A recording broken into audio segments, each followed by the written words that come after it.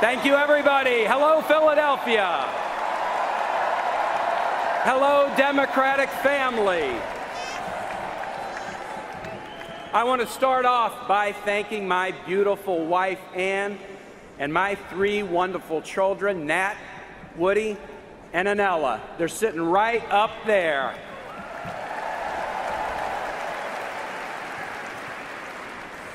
You know, my son Nat deployed with his Marine Battalion just 2 days ago. He deployed overseas to protect and defend the very NATO allies that Donald Trump says he now wants to abandon. Semper Fi, Nat. Semper Fi.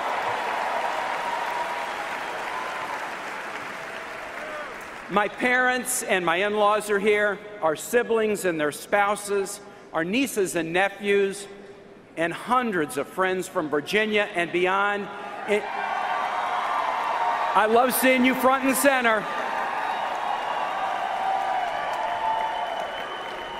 Including my friend of 37 years, Senior Senator Mark Warner, my great Governor Terry McAuliffe, and my great friend and Congressman Bobby Scott. We love you all. Today, for my wife Ann and every strong woman in this country, for Nat, Woody, and Anella, and every young person starting out in life to make their own dreams real, for every man and woman serving our country in the military, at home or abroad, for every working family working hard to get ahead and stay ahead, for my parents and in-laws and every senior citizen who hopes for a dignified retirement with health care and research to end diseases like Alzheimer's,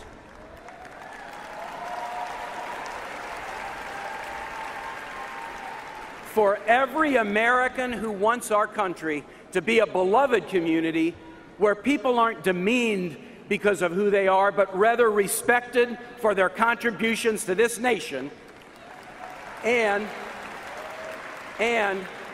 for all of us who know that the brightest future for our country is the one that we build together, and for my friend Hillary Clinton, I humbly accept my party's nomination to be Vice President of the United States.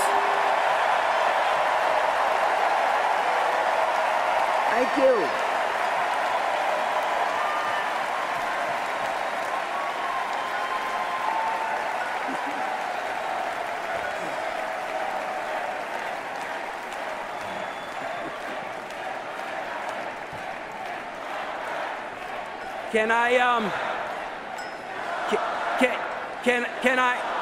Can I be honest with you about something? Can I something?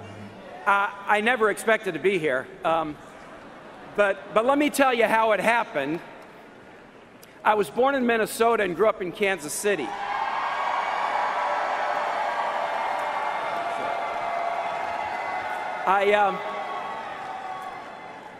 My folks weren't much into politics. My dad ran a union ironworking shop in the stockyards. And my mom was his best salesman. My 2 brothers and I pitched into work during summers and weekends. And you know, that's how small family businesses do it. My parents, Al and Kathy, here tonight and going strong, they taught me about hard work and about kindness, and most especially about faith. I went to a Jesuit boys' high school, Rockhurst High School. Wow, that's a big line for the Jesuits. Now we had a motto in my school, men for others. And it was there that my faith became something vital, my North Star for orienting my life. And when I left high school, I knew that I wanted to battle for social justice. Like so many of you. like so many of you. That's why I took a year off from law school to volunteer with Jesuit missionaries in Honduras. I taught kids how to be welders and carpenters. Y allá aprendí los valores del pueblo, fe y familia, faith, family, and work. Faith, family, and work. Los mismos valores de la comunidad latina aquí en nuestro país. Somos americanos todos. Somos americanos todos. And let me tell you what really struck me there. I got a first-hand look at a different system, a dictatorship where a few people at the top had all of the power and everybody else got left out. Now that convinced me that we've got to advance opportunity for everybody, no matter where you come from, how much money you have, what you look like, how you worship, or who you love.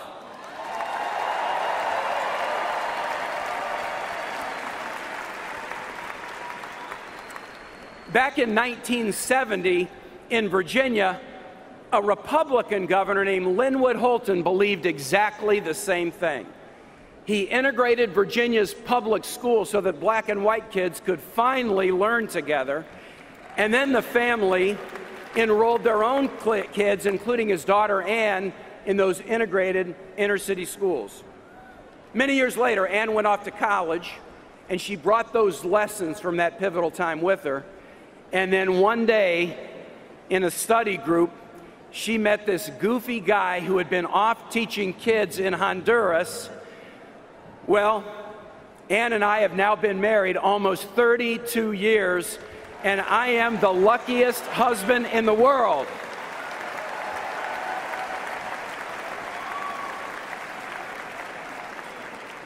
You know, let me tell you something. Anne's parents, Lynn and Jinx, are here today, 90 plus and going strong.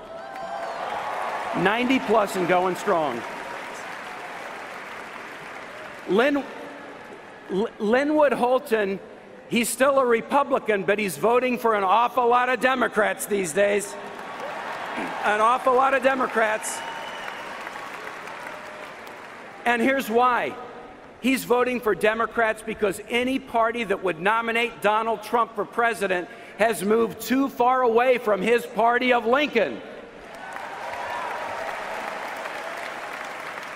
And I tell you, if any of you are looking for that party of Lincoln, we've got a home for you right here in the Democratic Party.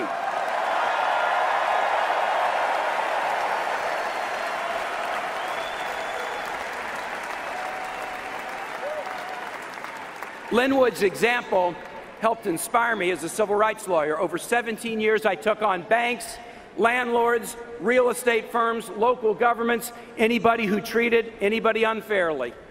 I had a 6-year case against an insurance company that was discriminating against minority neighborhoods all across the United States in issuing homeowners insurance. Folks, Democratic friends, these are the battles that I have fought my entire life.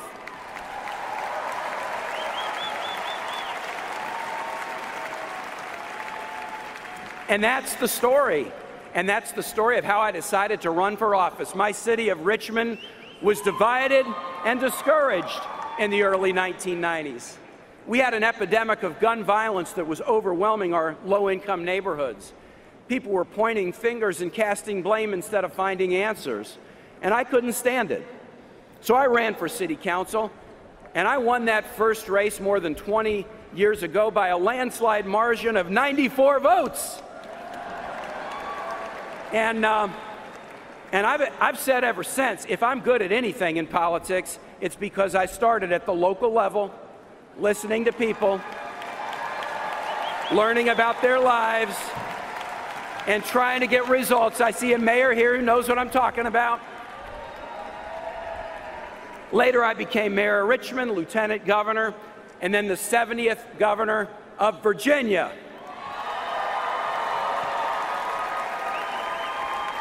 Now, I was a hard times governor. I had to steer my state through the deepest recession since the 1930s. But hey, tough times don't last, and tough people do. And can I tell you that Virginians are tough people? We are tough people. And we're smart too. We achieve national recognition for our work. Best managed state, best state for business, best state for a child to be raised, low unemployment, high median income. We shed tears along the way. We shed tears especially together in the days after that horrible mass shooting at Virginia Tech that killed 32 people, from beautiful 19-year-old students to 70-plus-year-old Romanian-born Holocaust survivors. And we shed tears and held each other up, but afterwards we rolled up our sleeves and we fixed a loophole in the background record check system so that we could make our Commonwealth safer. And we got to do that in the nation.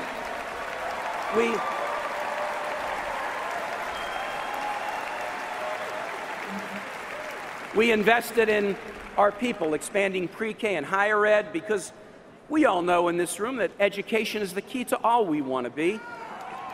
All we want to be. And now I have the honor of representing my Commonwealth in the U.S. Senate. I work on the Armed Services and Foreign Relations Committees to keep us safe at home and strong in the world. I work on the Budget Committee with our great Democratic leader of that committee, a spectacular senator who used to be a mayor, Vermont's Bernie Sanders.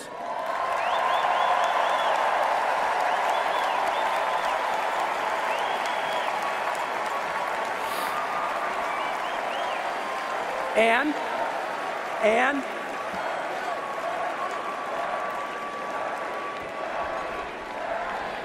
everybody, we all should feel the burn, and we all should not want to get burned by the other guy.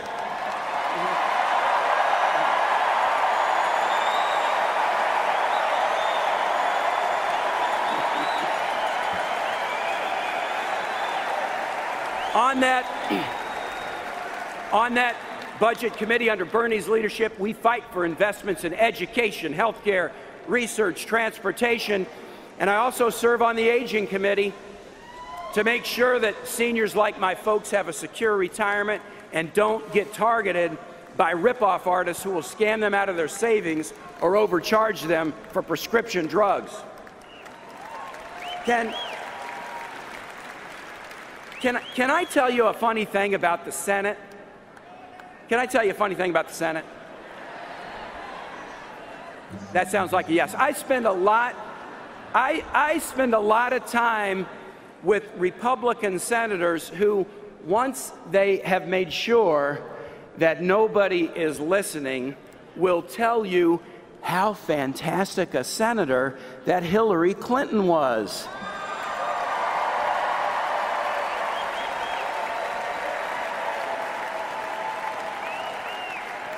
Now look, this journey that I've told you about has convinced me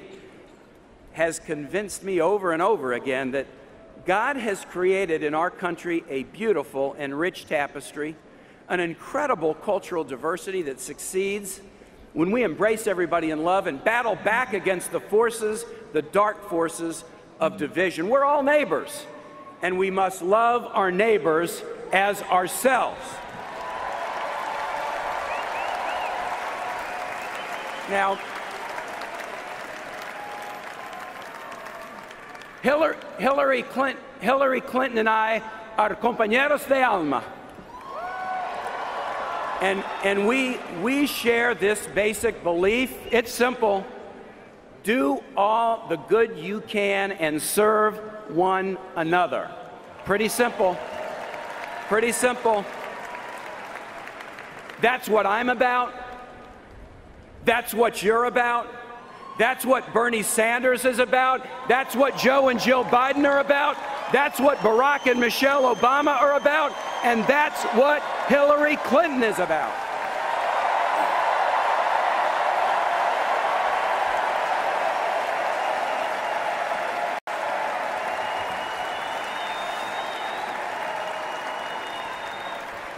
Now, si se puede, si se puede, si se puede.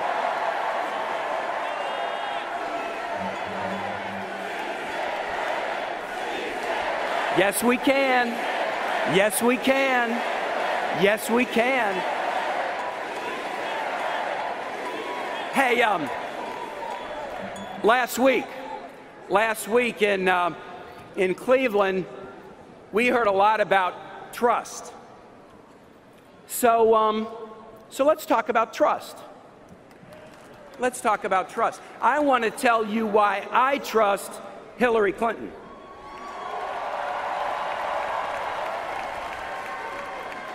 First, she's consistent. She has battled to put kids and families first since she was a teenager. In good times and bad, in victory and defeat, in and out of office, through hell or high water, fighting for underprivileged kids, working at the Children's Defense Fund, fighting to get health insurance for 8 million low-income children when she was First Lady, fighting for the well-being of women and children around the world.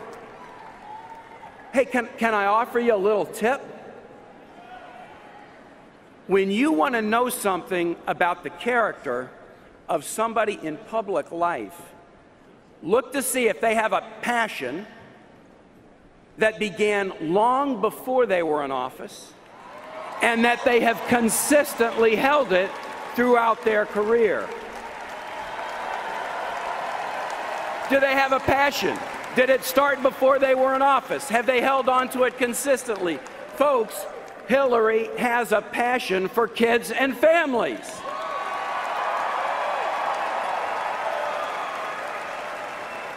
Donald Trump has a passion too. It's himself. And with Hillary, it's not just words, it's accomplishments. She delivers. As senator, after 9/11, I got my New Yorkers right here and my Virginians right here. She battled congressional Republicans to care for the first responders who went into the towers, who went into the Pentagon and saved the victims of those terrorist attacks. As Secretary of State, she implemented tough sanctions against Iran to pave the way for a diplomatic breakthrough to curtail a nuclear weapons program. And she wasn't afraid. She wasn't afraid. She wasn't afraid to stand up against thugs and dictators. And as a key part of the Obama National Security Team, they decided to go to the ends of the earth to wipe out Osama bin Laden.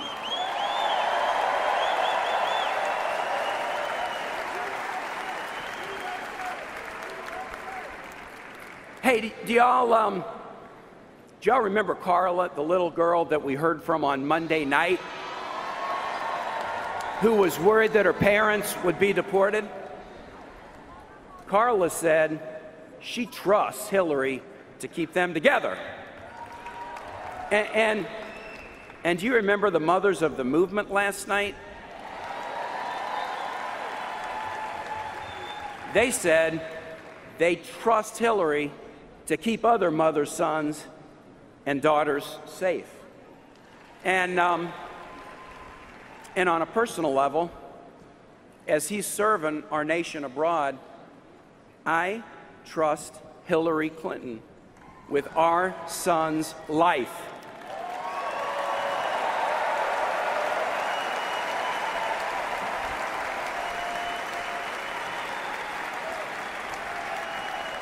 Now, you know who I don't trust? I wonder. Donald Trump. Donald Trump. Trump is a guy who promises a lot, but you might have noticed he's got a way of saying the same two words every time he makes his biggest, hugest promises. Believe me. It's going to be great, believe me.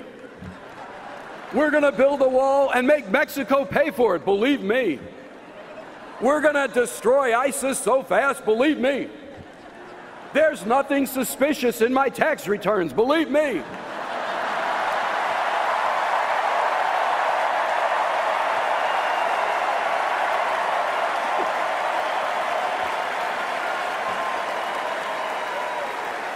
By the way, does anybody in this massive auditorium believe that Donald Trump's been paying his fair share of taxes?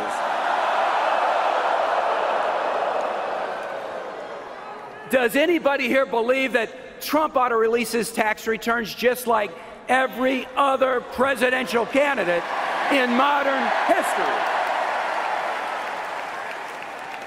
Of course he should. Hey, Donald, what are you hiding? And yet, Donald still says, believe me. Believe me. Believe me? Believe me? I mean, here's the thing. Most people, when they run for president, they don't just say, believe me. They respect you enough to tell you how they will get things done. I mean, that's what most people who run for president do.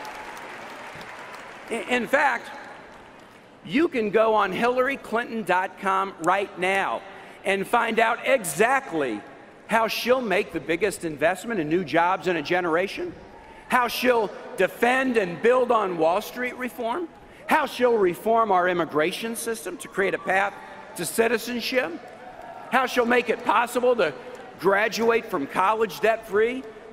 You can see how she'll protect Roe v. Wade, guarantee equal pay for women, and make paid family leave a reality. All it takes is one click. All it takes is one click, and we can see how she'll do it, how she'll pay for it, and how we'll benefit by it. Not Donald Trump. Not Donald Trump. He never tells you how he's going to do any of the things he says he'll do. He just says, believe me. So here's the question. Here's the question. Do you really believe him? I mean, Donald Trump's whole career says you better not. Small contractors, companies just like my dad's, believed him when he said that he'd pay them to build a casino in Atlantic City. They did the work, they hung the drywall, they poured the concrete, but a year after opening, Trump filed for bankruptcy. He walked away with millions, and they got pennies on the dollar. Some of them went out of businesses, all because they believed Donald Trump.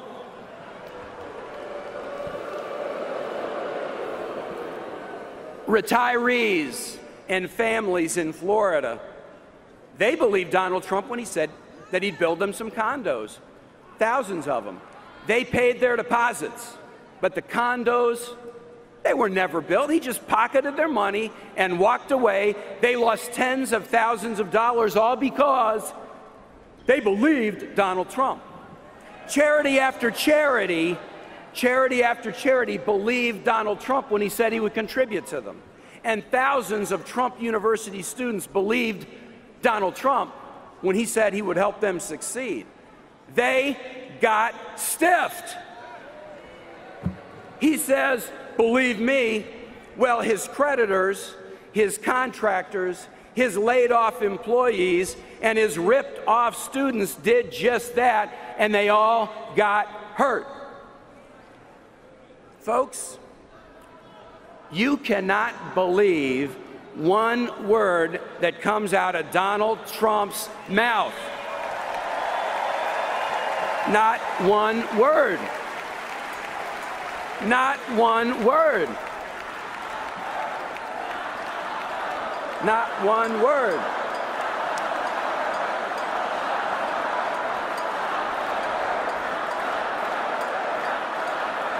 And I'll tell you, to me, it just seems like our nation it is just too great to put it in the hands of a slick-talking, empty-promising, self-promoting, one-man wrecking crew. But don't take it from me. Don't take it from me. Take it from former First Lady Barbara Bush. Barbara Bush said she doesn't know how any woman could vote for him after his offensive comments about women. Any woman, any woman. Or John McCain's chief economic advisor during the '08 race, who estimate that Trump's promises would cause America to lose 3.5 million jobs. Or the independent analysts who found that Trump's tax plan given to the wealthy and the biggest corporations would rack up $30 trillion in debt. Or how about this? How about this?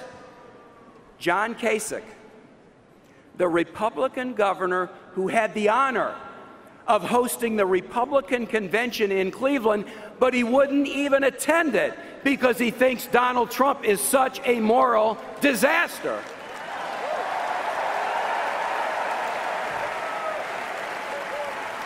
Or take it from the guy who co-wrote Donald Trump's autobiography. Here's what he said about Trump, quote, "Lying is second nature to him." So do you believe him?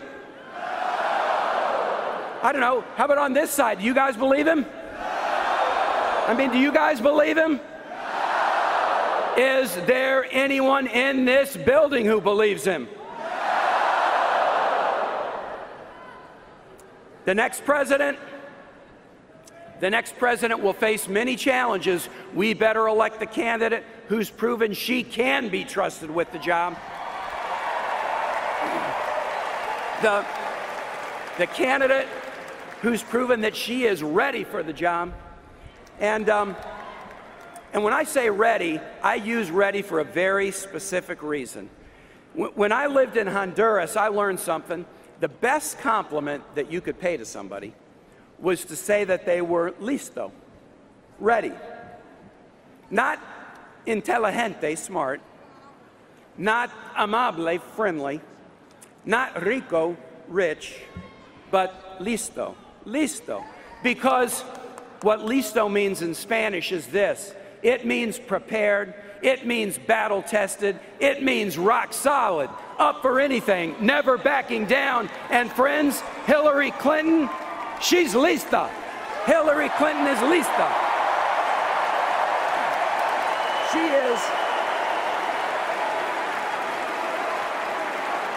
She is ready. She is ready. She's ready because of her faith.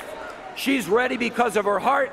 She's ready because of her experience. And she's ready because she knows that in America, we are stronger when we are together.